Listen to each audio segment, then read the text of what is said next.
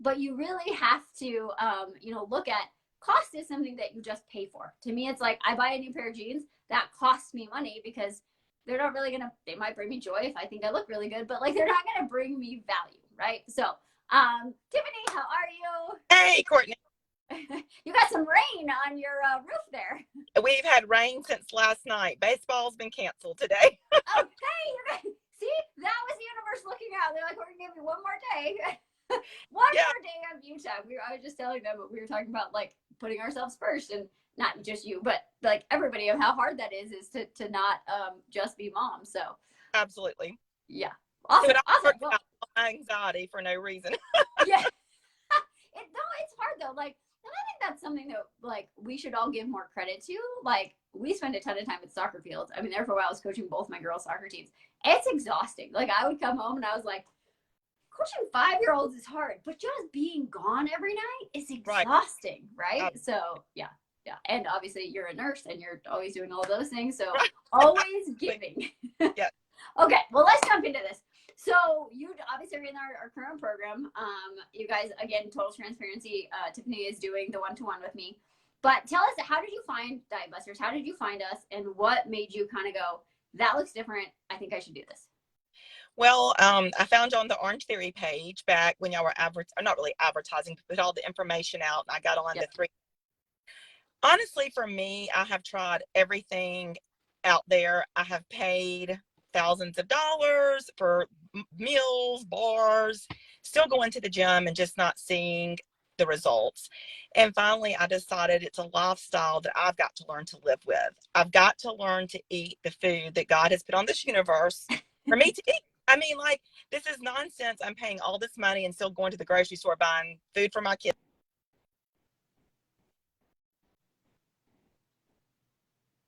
Uh-oh, I lost your sound. Can you still hear me? Yes, can you hear me? Oh, yeah. Jen, can you hear her still? She gave you a heart. So keep going, keep going. It could be me. And so I just decided to invest in myself. And, for my kids, it's been interesting through this journey. My boys are wanting to gain weight for sports as well. Their coaches are on them. So I kind of pulled out the spreadsheet for them and said, let's put in your numbers and just see for weight gain, like Yeah. just to give them a mind of not to freak out about calories. And I explain what you've explained to me through this journey is it doesn't happen overnight.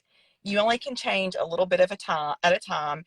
And even with my 16-year-old, I said, look, you can't go from eating 1,000 calories to 3,000 calories a day. Like it's going to take time. But through this, my children have seen me eating healthier. We're making better choices. And the main thing is not wanting the protein drinks, protein bars, because I really keep saying to them, let's get our protein through food. And that has really stuck with me through this journey is to get it through the food. And I've been trying to eat more protein in the morning for breakfast during the day. And I've noticed I'm a lot fuller. So I'm not getting to dinner trying to like shove it all down my face. Yeah, I love it. Well, and I love what you said. And I actually hadn't heard that about your kids, but it's like they're always watching, right? And I mean, we work with like a lot of young athletes, and we're shocked at how little these male, like, for girls, I think in high school it's a little bit different, but like male high school athletes, like they don't eat. We have these athletes, and it's probably like your kids. They're amazing athletes, and I'm like, how are you functioning like that? And so getting like being able to have that knowledge and to share it, again, I'm big on the ripple effect. So I love that you're already doing that and you're helping them understand it, because if you can set them up before they go away to college, if they're going to go away to college, like that's going to be huge, and it's going to help their performance. So I love it.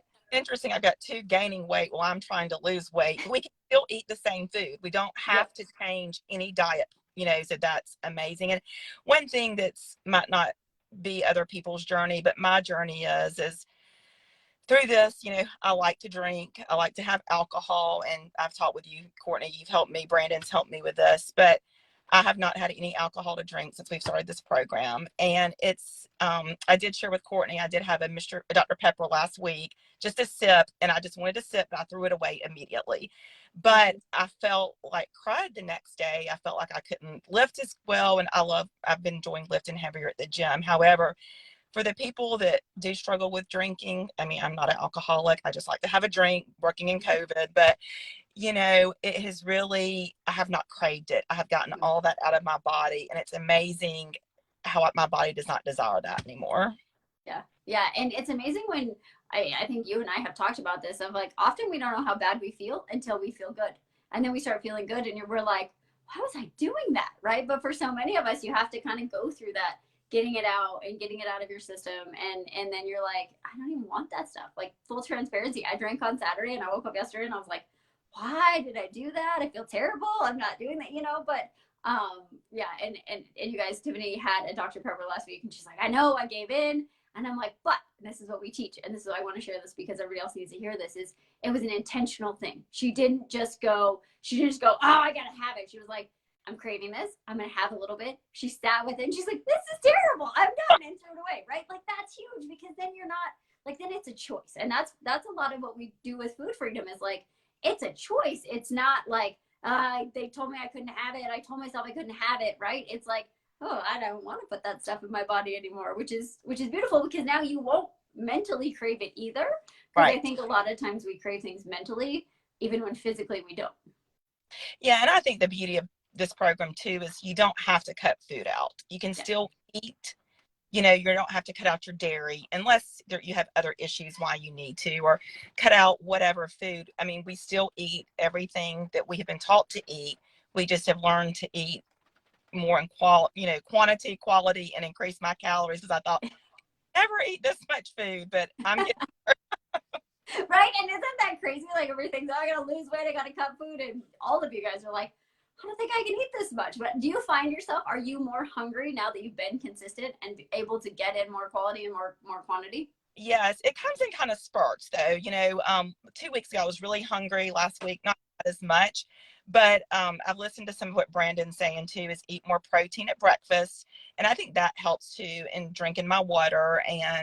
But it kind of comes in spurts for me. But to begin with, I was not hungry at all. But once I got my body cleaned out, I seem to be a lot more hungry.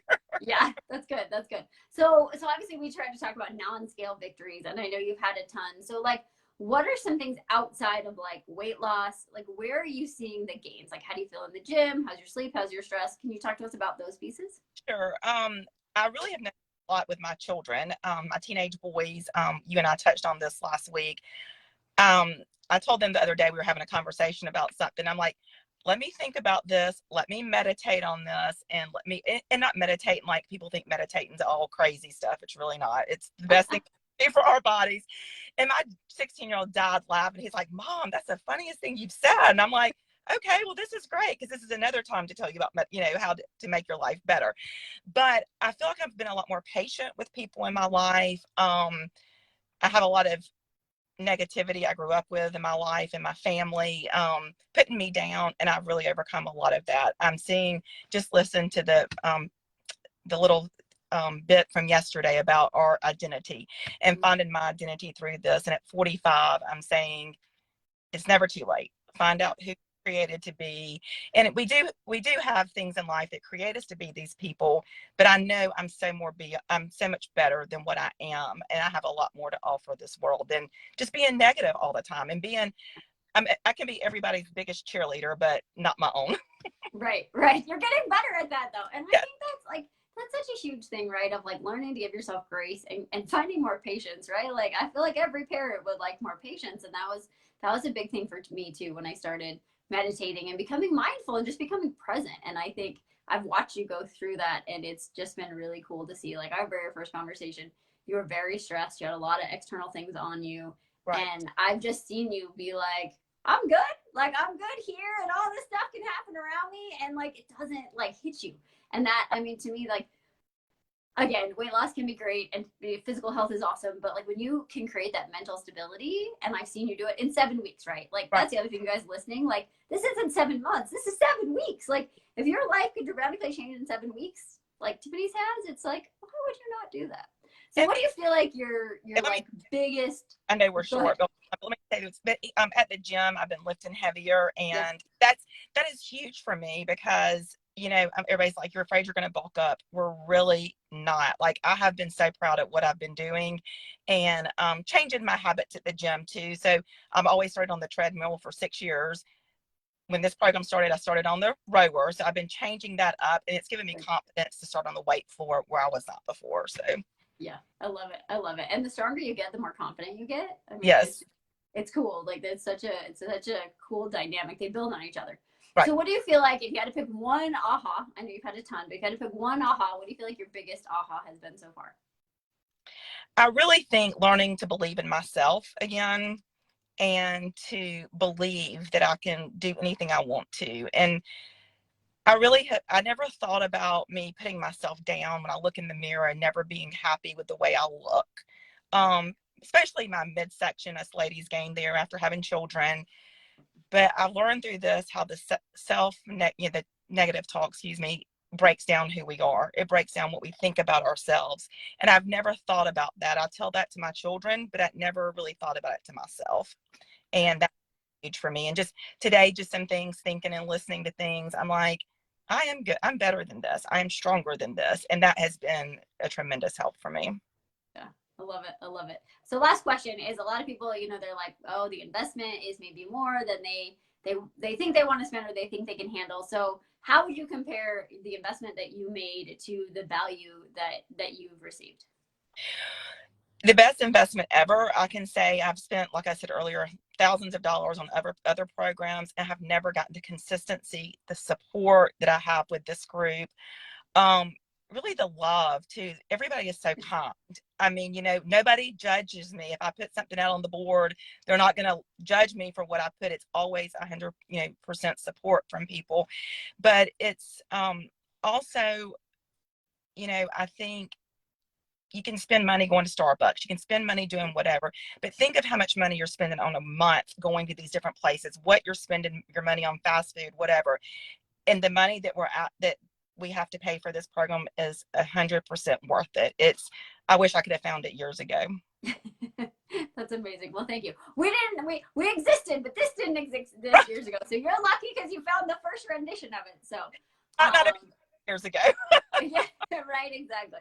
Well, and I always believe, you guys, if you're listening to this is my true belief. If you're listening to this and you have a pull to do something, it's because it showed up for you when you were ready, right? And I always believe that, like, my program showed up for me, like you guys have all showed up at the right time. And so if you guys are watching this and you're feeling a pull and then your logical brain is like, this is a bad idea, and I can't afford that, I should, whatever, all the protectors that show up, like, lean in and listen, because if you can have anything like, and you can, the experience that Tiffany has had and will continue to make, and I know you're staying on with us and we're going to do more stuff, and like, I'm just super super grateful for you. I've had so much fun coaching with you, and I'm excited to see where you are 6 months from now, a year from now, and it's been fun.